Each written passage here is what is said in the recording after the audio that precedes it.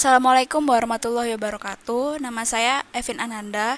Di sini saya dari kelompok 5 akan mempresentasikan tentang pelaporan dan pengungkapan pada mata kuliah akuntansi internasional.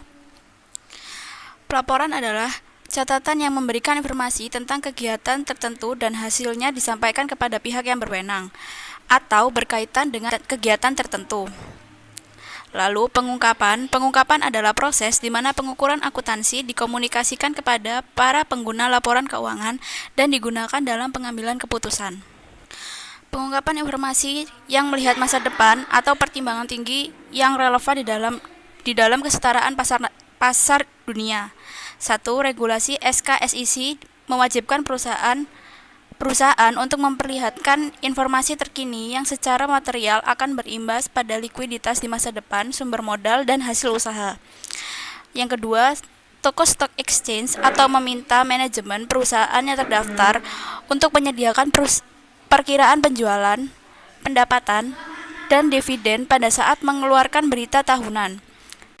Pengungkapan segmen membantu para pengguna laporan keuangan untuk memahami secara lebih baik bagaimana bagian-bagian dalam suatu perusahaan berpengaruh terhadap keseluruhan perusahaan.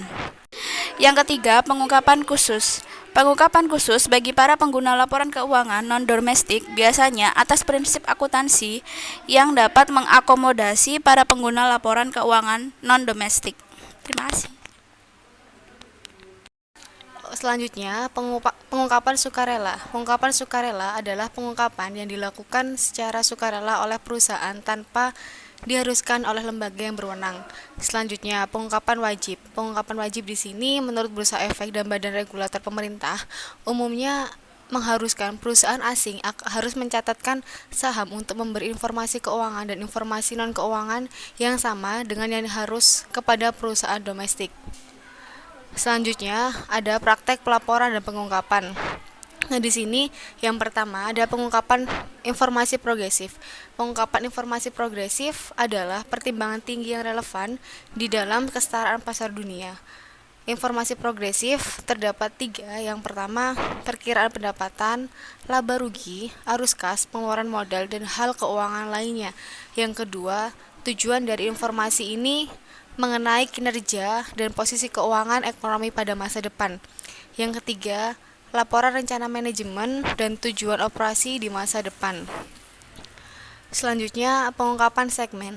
Pengungkapan segmen di sini ditujukan untuk membantu pengguna laporan keuangan untuk memahami bagaimana bagian dari perusahaan untuk menatanya, termasuk pemisahan jalur dan area atau letak geografis.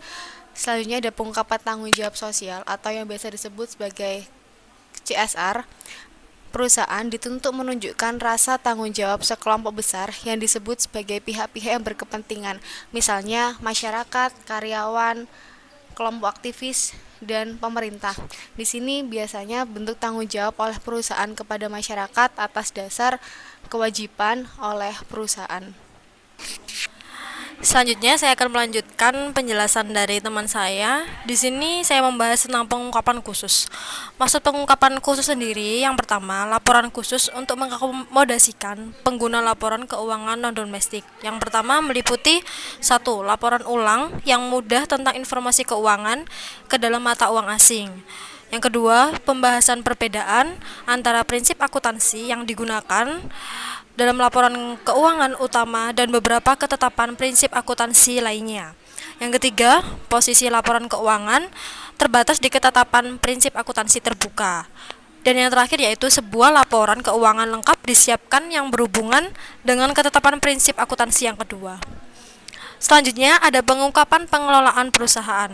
Di sini, pengungkapan pengelolaan perusahaan mencakup laporan bagaimana pemerintah itu mengelola informasi tentang internal sebuah perusahaan sendiri.